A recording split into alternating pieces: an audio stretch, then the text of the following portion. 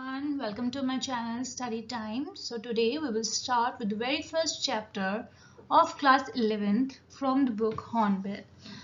The first chapter here is The Portrait of a Lady, which is written by Khushwant Singh.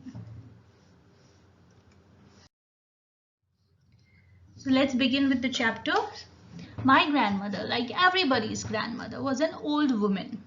So यहाँ पर पहले ही author ने बोला है कि grandmother like everybody's grandmother was an old woman. तो एक पिक्चर शो कर रहे हैं कि she is very old. She had been old and wrinkled for the 20 years that I had known her. उसने अपनी ग्रैंडमदर को हमेशा ऐसे ही देखा है. तो पिछले 20 साल से उसकी ग्रैंडमदर को उसने रिंकल्ड और ओल्ड देखा है. People said that she had once been young and pretty and had even had a husband. So that means यहाँ पर हमें ये पता चल रहा है कि उसके ग्रैंडफादर को नरेटर ने नहीं देखा है, बिकॉज अदरवाइज उसको पता होता अपने ग्रैंडफादर के बारे में. So but that was hard to believe, और उसके लिए ये मानना बहुत ही ज़्यादा मुश्किल है कि उसकी ग्रैंडमदर कभी यंग और प्रिटी थी और कभी उसके हस्बैंड भी हुआ करते थे. My grandfather's portrait hung above the mantel piece in the drawing room. So mantel piece is a structure of wood और अ मार्बल और a stone above and around a fireplace. तो उसके ऊपर उसके ग्रैंडफादर का पोर्ट्रेट टंगा हुआ था. ही वोर अ big turban because he was a Sikh. तो उसने एक बड़ी सी टर्बन पहनी हुई है in the picture and loose fitting clothes. His long white beard covered the best part of his chest and he looked at least 100 years old. तो वो उस पिक्चर में भी बहुत ज़्यादा old लग रहे हैं. And best part of his chest, you can say, it means that his white beard is too long that it covers his chest. तो ये पूरा डिस्क्रिप्शन है उसके ग्रैंडफादर का. He is wearing a big turban, he is wearing loose fitting clothes, his long white beard covered the best part of his chest. That means कि उसकी beard बहुत ज़्यादा बड़ी है. It is long enough to cover his chest and he looked at least 100 years old. He did not look the sort of a person who would have a wife or children. तो वो बहुत ज़्यादा old दिख रहे हैं, तो उसके लिए ये भी हार्ड टू बिलीव ही है कि उसकी भी कभी वाइफ और बच्चे होंगे. He looked as if he could only have lots and lots of grandchildren because picture itself is showing a very old person. तो उन्हें देखकर सिर्फ ऐसा लगता है कि सिर्फ उनके बहुत सारे ग्रैंड चिल्ड्रेन हो सकते हैं. As for my grandmother being young and pretty the thought was almost revolting. तो ये सोच पाना कि उसकी ग्रैंडमदर कभी यंग और प्रिटी थी, तो ये बहुत ही ज़्यादा सोचना उसके लिए मुश्किल है. The thought was almost revolting. Revolting means it is very hard for the author to believe that once his grandmother was young, pretty and beautiful. She often told us of the games she used to play as a child, and that seemed quite absurd. Absurd means not at all logical, because ये सोच पाना ही बहुत ज़्यादा difficult है कि वो कभी young और प्रिटी थी. तो ये सोच पाना कि वो कभी गेम्स भी खेलती थी, वो प्ले करती थी छोटे होते, तो it seemed quite absurd and undignified on her part, and we treated it like the fables of the prophets she used to tell us. तो इस जो लास्ट लाइन का मीनिंग है, हम एक दोबारा इसको समझ लेते हैं. That seemed quite absurd. Absurd means not at all logical, means उसमें कोई सेंस ही नहीं थी. It was not sensible. And undignified means causing you to look foolish as on her part, unseemly. And we treated it like the fables of the prophets. Fables are the short stories. जो fables का मतलब होता है short stories, and prophets जो होते हैं is a person who have special powers, who tells people what Almighty God wants to convey to all people in this world. तो इनका main purpose होता है moral values देना. तो इसी तरह से वो इसको उसकी जो बातों को ट्रीट करते थे. He treated it like the fables of the prophets she used to tailors, तो वो उनको जो छोटी छोटी कहानियां सुनाया करती थी, तो ये भी उन्हें एक तरह की कहानी के जैसे ही लगता था कि वो भी कभी छोटी थी और गेम्स खेलती थी. She had always been short and fat and slightly bent. तो वो उसने अपनी ग्रैंडमदर को कैसे देखा था? शॉर्ट देखा, she was fat और slightly वो bent थी. Her face was a crisscross of wrinkles running from everywhere to everywhere. तो उनका जो फेस था, it was crisscross of wrinkles, means उनके फेस पे पूरे पे lines थी. Crisscross means mark with lines. Okay, so running from everywhere to everywhere. And no, we were certain she had always been as we had known her. तो उन्होंने हमेशा उसे ऐसे ही देखा था. Old, बहुत बूढ़ी, so terribly old that she could not have grown older and had stayed at the same age for 20 years. तो ऐसा लगता था 20 साल से उनकी एज जो है रुक गई है और वो वैसे की वैसे ही दिखती थी. तो ऐसा नहीं लगता था कि वो शायद और ग्रो कर रही हैं, बिकॉज वो जैसी पहले दिखती थी 20 साल के बाद भी वो वैसी ही दिखती हैं. She could never have been pretty, but she was always beautiful. She hobbled about the house in spotless white with one hand resting on her waist to balance her stoop and the other telling the beads of her rosary. She hobbled. Now, hobble means walk with difficulty. उनको चलने में problem होती थी. About the house, और वो एक spotless in spotless white with one hand resting on her waist. White clothes पहनती थी और उनका एक हाथ कहाँ रहता था? Resting on her waist to balance her stoop. Stoop means a bend. So grandmother rested her hands on her waist to balance her posture. Actually, she was terribly old and couldn't stand straight until she had the support of her hands on her stooping body. ठीक है, तो एक हाथ उनका हमेशा उनकी waste पर ही रहता था, and the other telling the beads of her rosary. Now, telling the beads of her rosary means to say prayers while counting the beads of the sacred necklace. The rosary is a holy necklace of beads. जो rosary होती है, actually it's a necklace made up of beads, और वो उसी के साथ pray करती रहती थी. Now, the silver locks were scattered untidily over her pale puckered face. Now, silver locks जो है यहाँ पर उनके बालों को कहा गया है. It is the term used for the grandmother's grey hair. Silver locks means grandmother's grey hair, and grey hair used to frame her face in an untidy manner. ठीक है, but scattered untidily over her pale puckered face.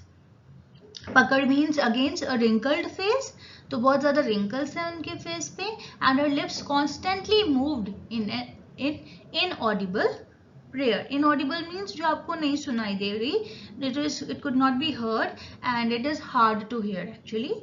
Yes, she was beautiful, पर वो फिर भी उन्हें beautiful लगती थी. She was like the winter landscape in the mountains or expanse of pure white serenity. Expanse means you can say an area, a wide continuous area of something. White serenity means quality of being peaceful and calm, breathing, peace and contentment. Contentment means state of happiness and satisfaction. तो जैसे कोई एक winter landscape होता है in the mountains, क्योंकि वो बिल्कुल white clothes पहनती थी और जैसे कि एक पूरा एरिया ही टोटली वाइट नजर आता था. Her hair are white, dress is white and white with serenity. ठीक है, white serenity, quality of being peaceful and calm, हमेशा बहुत peaceful और calm रहती थी, और breathing peace and contentment, और उनकी जो state है वो happiness and satisfaction की है. My grandmother and I were good friends. तो यहाँ पे खुशवंत सिंह बता रहे हैं कि उनकी ग्रैंडमदर और वो बहुत ही अच्छे दोस्त थे. My parents left me with her when they went to live in the city and we were constantly together. तो उनके जो पेरेंट्स है वो सिटी में रहने चले गए थे and he is with his grandmother and they were constantly together. Constantly means always and all the time they were together. She used to wake me up in the morning and get me ready for school. तो सुबह सुबह वही उसे उठाती थी, उनकी grandmother, Khushwant Singh की grandmother उन्हें उठाती थी, उन्हें रेडी करती थी स्कूल के लिए। She said her morning prayer in a monotonous sing song. तो जो अपनी मॉर्निंग प्रेयर्स थी मोनोटोनस सिंग सॉन्ग में बोलती रहती थी। while she bathed and dressed me in the hope that I would listen and get to know it by my heart। तो पहले हम इतना समझ लेते हैं कि वो उसको नहलाती थी, उसको ड्रेसअप करती थी, और वो जो अपनी मॉर्निंग प्रेयर्स थी एक टोनलेस चैंटिंग में, monotonous sing song means toneless chanting, तो वो ऐसे बोलती रहती थी और उनको ये होप था, होप दैट वो सुनेगा, खुशवंत सिंह उसे सुनेंगे और उस प्रेयर को बाय हार्ट याद करेंगे। खुशवंत सिंह कहते हैं I listen because I loved her voice. उनको उनकी आवाज बहुत अच्छी लगती थी इसलिए वो सुनते थे, but he never bothered to learn it, उन्होंने उसे याद कभी नहीं किया। And then she would fetch my wooden slate. तो उसको रेडी कर देती थी, उसके बाद उसकी वुडन स्लेट लाती थी which he had already washed and plastered with yellow chalk. तो पहले जमानों में अगर आप अपने दादा दादी से भी पूछेंगे तो उसे तख्ती कहा करते थे। तो उसको वो एक तरह की स्लेट होती थी, लेकिन उसको हमेशा यूज करने के बाद वॉश करना पड़ता था और उसके ऊपर एक येलो चॉक की लेयर को चढ़ाया जाता था so that it could be used again. Okay, तो वो उसके लिए ऑलरेडी रेडी करके रखती थी, उसे वॉश करके उसे प्लास्टर्ड विद येलो चॉक उसको रेडी करके रखती थी, और उसके साथ वो उसको एक टाइनी अर्दन इंक पॉट देती थी and a red pen. Tie them all in a bundle and hand it to me. तो ये सब इकट्ठा करके उनको देती थी। After a breakfast of a thick stale chapati. तो वो लोग खाते क्या थे? स्टेल चपाती खाते थे। Stale means which is not fresh, इनसे बासी रोटी with a little butter and sugar spread on it. We went to school. तो ये खाकर वो चला जाता था Khushwant Singh. She carried several stale chapatis with her for the village dogs. तो जाते वक्त वो अपने साथ बहुत सारी stale chapatis ले जाती थी village dogs के लिए। My grandmother always went to school with me because the school was attached to the temple. तो वो हमेशा उनके साथ ही स्कूल चली जाती थी because उनका स्कूल और temple they were attached. The school was attached to the temple. The priest taught us the alphabet. तो जो टेम्पल प्रीस्ट थे वही उनको अल्फाबेट्स सिखाते थे एंड द मॉर्निंग प्रेयर, और मॉर्निंग प्रेयर भी सिखाते थे. While the children sat in rows on either side of the veranda, singing the alphabets or the prayers in a chorus, my grandmother sat inside reading the scriptures. तो ये खुशवंत सिंह जो है ये तो अपने फ्रेंड्स के साथ या बाकी स्टूडेंट के साथ वो रोज में बैठते थे इन द वरांडा, और वो लोग अल्फाबेट सीखते थे, प्रेयर्स सीखते थे इन अ कोरस. कोरस मीन्स टू से the same thing at the same time. Okay, तो साथ ही में इकट्ठे बोलते थे. एंड दे सैट इनसाइड, और उनकी ग्रैंडमदर जो है वो अंदर बैठकर अपने स्क्रिप्चर्स को रीड करती थी. ये लोग वरांडा में होते थे बाहर.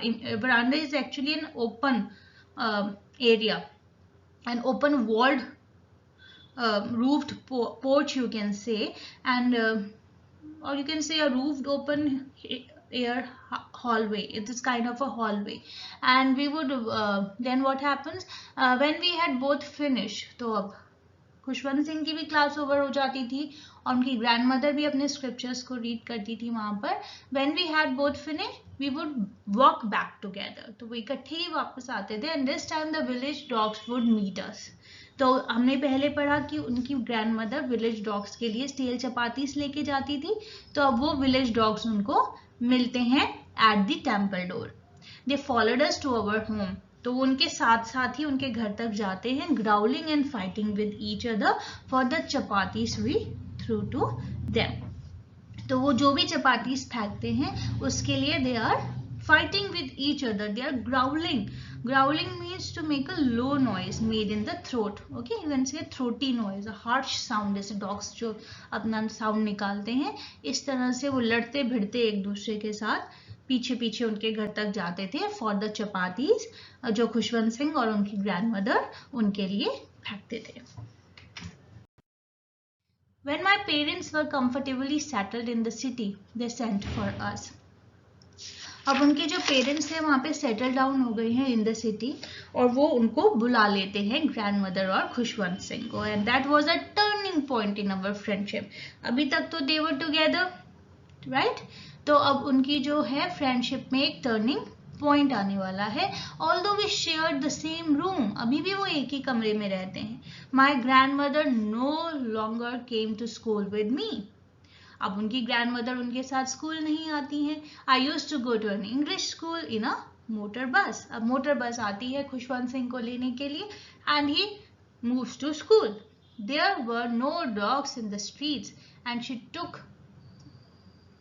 took to feeding sparrows in the courtyard of our city house। तो अब क्या है कि चीजें बदल गई हैं। पहले वो एक साथ जाते थे, टेम्पल में ही स्कूल होता था, प्रीस्ट ही पढ़ाता था, but now Khushwant Singh goes to an English school in a motor bus. और उनकी जो ग्रैंड मदर है अब डॉग्स को तो फीड नहीं कर सकती ऑन द स्ट्रीट, तो उन्होंने स्पैरोज को ही फीड करना शुरू कर दिया in the courtyard of our city house। Now, as the years rolled by, we saw less of each other। साल निकलते चले गए, एक दूसरे से दूरियां बढ़ती चली गई। For some time she continued to wake me up and get me ready for school।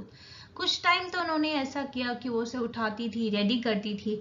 When I came back, she would ask me what the teacher had taught me। तो वो पूछती थी क्या सिखाया टीचर ने, and I would tell her English words and little things of Western science and learning। तो वो उन्हें वो इंग्लिश वर्ड्स बताते थे जो वो सीखते थे, कुछ वेस्टर्न साइंस की चीज़ें उनको बताते थे, like the law of gravity, Archimedes principal, the world being round etcetera, and this made her unhappy. ये सब सुनकर उनको अच्छा नहीं लगता था। She could not help me with my lesson. पहले जो प्रीस्ट पढ़ाता था, प्रेयर्स पढ़ाता था, तो उसके साथ वो उसके हेल्प कर सकती थी, but now it has become difficult for her. और वो इन सब चीज़ों को जानती ही नहीं है। She did not believe in the things they taught at the English school. वो इन सब चीज़ों में बिलीव ही नहीं करती, and was distressed. Distress means describes a general feeling of unhappiness, and that there was no teaching about God in the scriptures। तो ये सब उनके लिए बहुत uncomfortable था। One day I announced that we were being given music lesson। अब एक दिन आकर खुशवंत सिंह बताते हैं कि they were given music lesson, and she was very disturbed।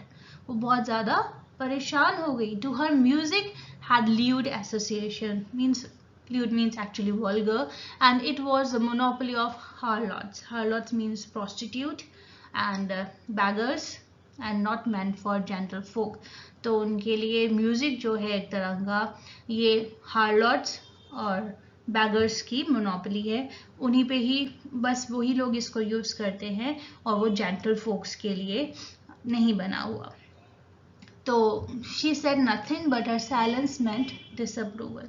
उन्होंने कुछ नहीं कहा, लेकिन उनका जो एक साइलेंस था, जो उनकी चुप्पी थी, वो शो कर रहा था उनका disapproval. And she really talked to me after that. तो उसके बाद से उन्होंने ये बात करनी उनसे बंद कर दी। तो वो ग्रैंड मदर जो है अब ये सब बातें नहीं करती थी। She really talked to him after that. When I went up to university, now the school has finished, it is time for the university now, I was given a room of my own। तो अब उन्हें उनका अपना कमरा मिल गया खुशवंत सिंह को। The common link of friendship was snapped। Snap means broken suddenly। तो उनका जो एक कॉमन लिंक था एक ही कमरे में रहने का, वो टूट गया। My grandmother accepted her seclusion means isolation, the state of being private and away from other people, with resignation। Okay, means she had accepted her loneliness without any complaints। With resignation का मतलब है उन्हें कोई complaint नहीं थी अकेले रहने में, and she rarely left her spinning wheel to talk to anyone। तो वो ज़्यादातर अपना spinning wheel, you can say चरखा, if you know, जैसे चरखा होता है उसको स्पिनिंग व्हील कहते हैं, which is used for spinning yarn and threads. तो सारा दिन उसी पे लगी रहती थी। From sunrise to sunset she sat by her wheel spinning and reciting prayers. तो सनराइज से सनसेट तक वो सिर्फ व्हील स्पिनिंग करती रहती थी और अपनी प्रेयर्स को रिसाइट करती थी. Only in the afternoon she relax for a while to feed the sparrows, यानी कि वो आफ्टरनून में स्पैरोज को फीड करती थी.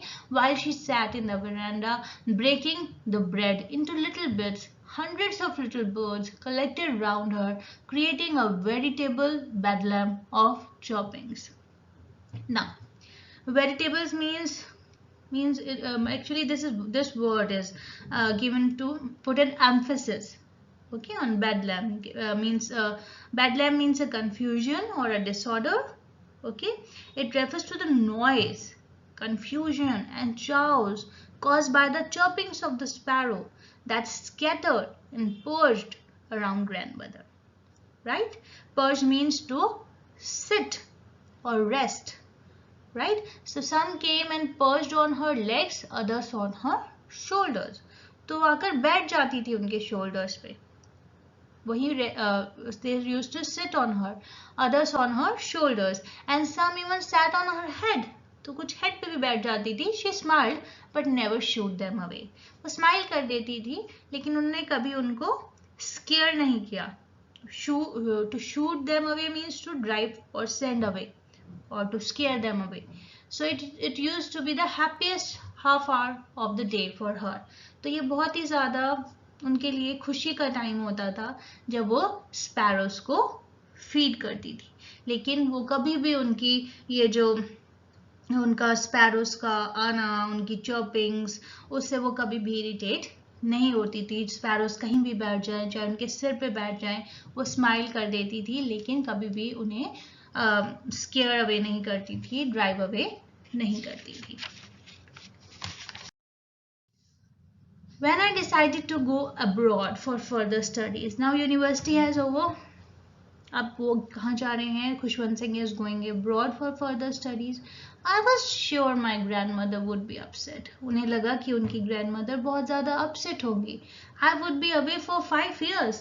He is going there for 5 years. 5 साल की पढ़ाई के लिए he is going to abroad. And at her age one could never tell. इसका मतलब ये है कि खुशवंत सिंह को एक डाउट था कि शायद वो अपनी ग्रैंडमदर को दोबारा देख भी पाएंगी कि नहीं. His grandmother was so old that nobody could predict how long would she be able to live. नहीं पता था.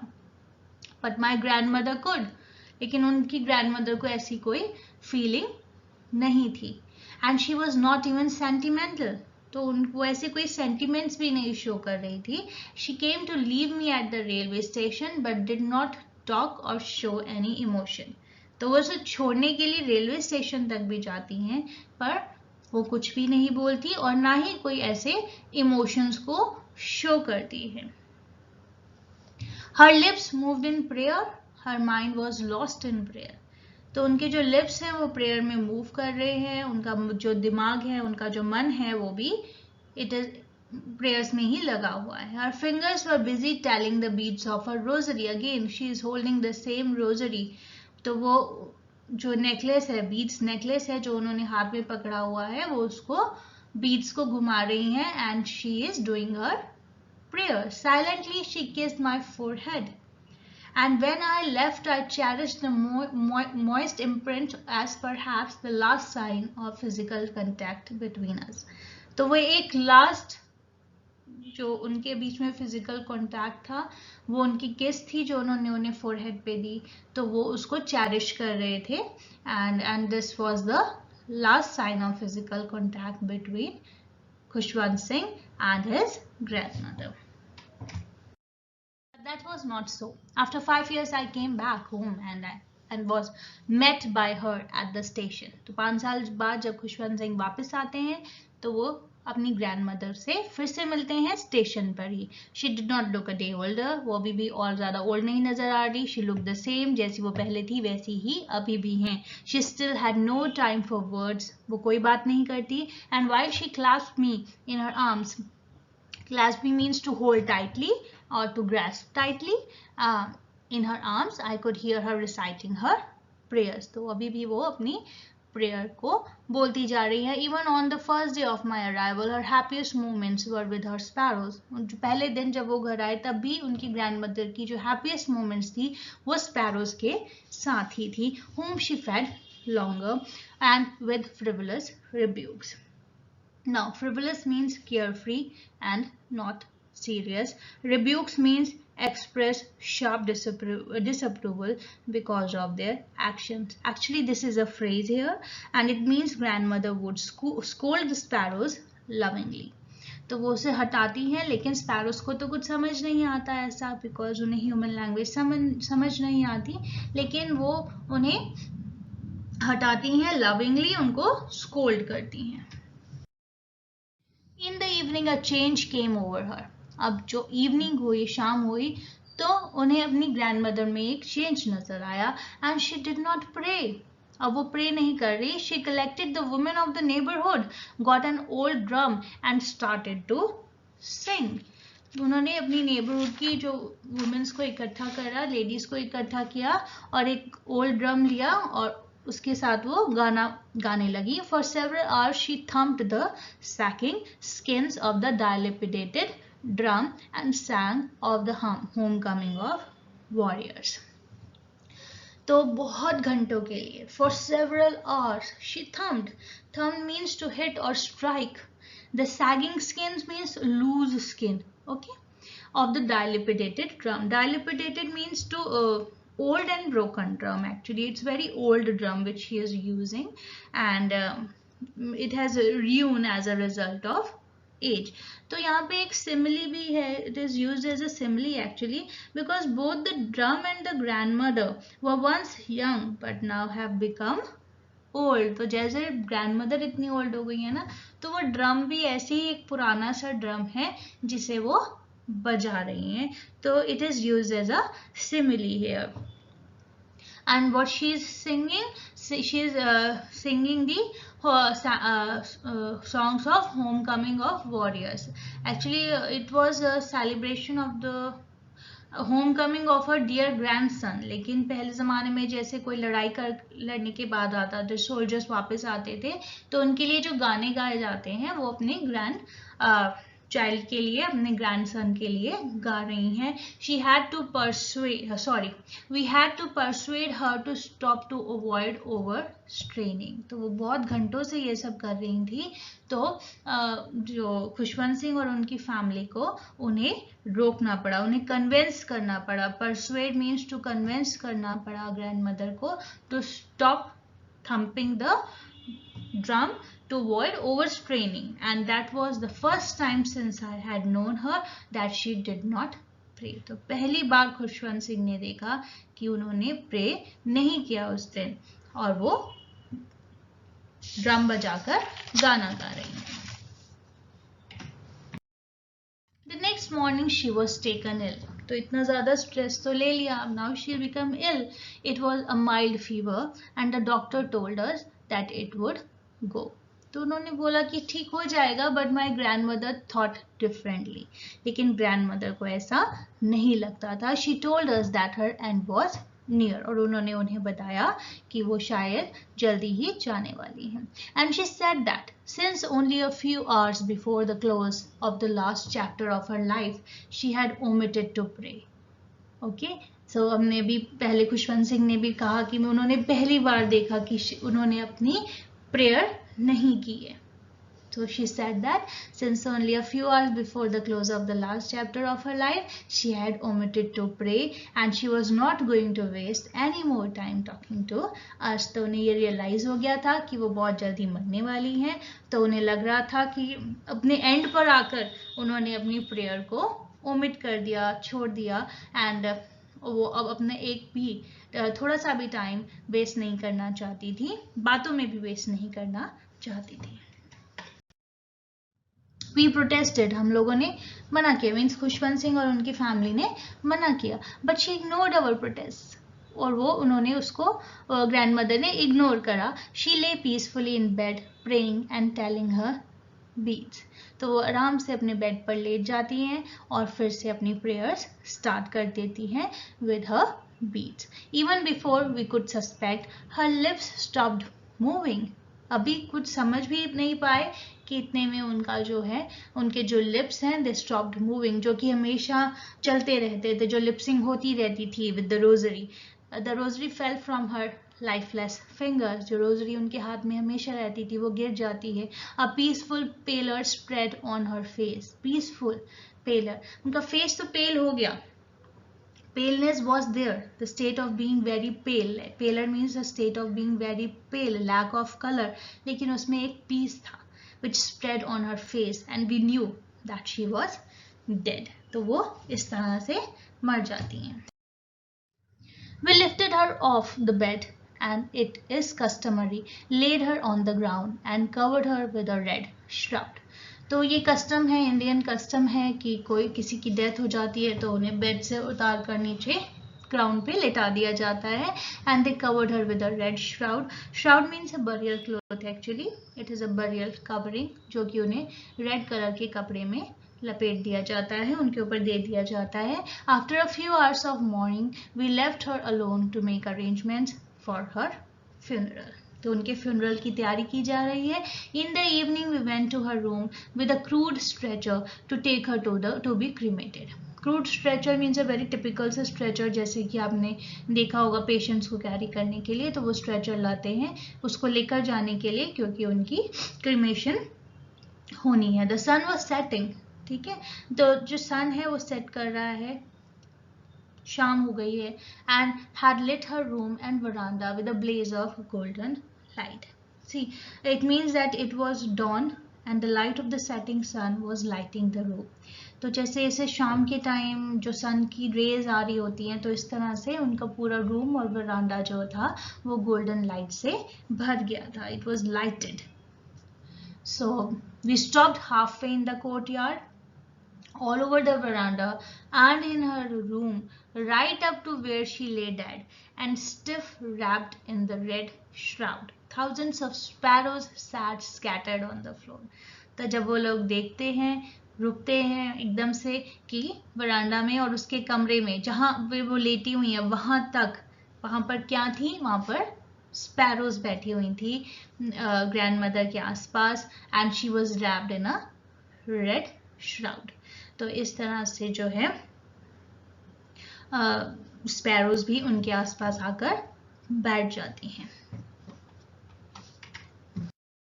There was no chirping, लेकिन वो बोलती नहीं है। We felt sorry for the birds and my mother fetched some bread for them. तो जो खुशवंत सिंह की मदर है वो उन्हें कुछ ब्रेड डालती हैं, and she broke it into little crumbs. तो वो छोटे छोटे पीसेस में डालती हैं, and the way my grandmother used to and threw it to them. तो जैसे ही उनकी ग्रैंडमदर करती थी वैसे ही खुशवंत सिंह की मदर ने भी छोटे छोटे ब्रेड्स को स्पैरोज के लिए डाला। The sparrows took no notice of the bread, लेकिन स्पैरोज ने उनकी उस ब्रेड की तरफ ध्यान भी नहीं दिया। And when we carried my grandmother's corpse off, तो वो जब अपनी ग्रैंडमदर को लेके जा रहे थे, कॉर्प्स ऑफ का मतलब है dead body, okay, and they flu away quietly, तो वो चुपचाप से उड़ जाती हैं। And next morning the sweeper swept the bread crumbs into the dustbin, और नेक्स्ट डे जो स्वीपर है वो ब्रेड क्रम्स को उठाकर डस्टबिन में डाल देता है, बिकॉज स्पैरोज ने तो वो ब्रेड को खाया ही नहीं, बिकॉज वो स्पैरोज भी ये सब समझ गई थी that the grandmother has died. शायद उन्हें भी उतना ही दुख था जितना कि शायद खुशवंत सिंह और उनकी फैमिली को। Thank you so much. If you like the video, kindly like, share and subscribe. I hope I have covered all the word meanings, and if still you haven't understood anything, you can ask me in the comment section. Thank you.